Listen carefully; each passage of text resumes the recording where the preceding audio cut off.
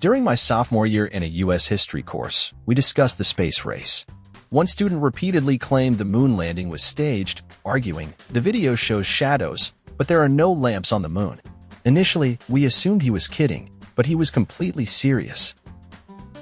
That researchers were foolish for updating their views when new evidence came to light. I once had to persuade a 32-year-old that Earth is suspended in space. He believed it rested on some sort of platform or structure, though he wasn't clear on what. You're from Alaska? How do you speak English so well? When we were young, my sister noticed the moon visible during a bright, sunny day. My stepdad dismissed it, saying, "That's not the moon. It's not visible in daylight." My mom, with absolute certainty, added, "The moon rises when the sun sets."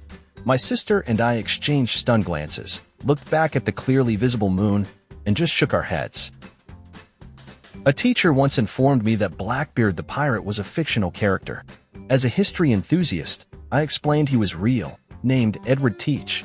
They responded, "Sure, that's his name in the tales." Expressionless face. At a petting zoo, a child pointed at an animal and asked, "What's that?" The mother replied, "It's a deer. You can tell by its ears." It was actually a kangaroo. Pasteurized milk comes from cows allowed to graze in fields. I was so stunned I couldn't correct them. I think I mumbled, "Are you certain?" Someone argued that if you can smell a fart through underwear and jeans, an N95 mask is useless against COVID.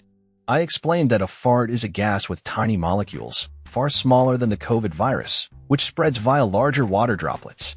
Jeans and underwear aren't as tightly woven as masks, which have nearly microscopic fibers designed to trap water particles on contact. I find such misconceptions fascinating.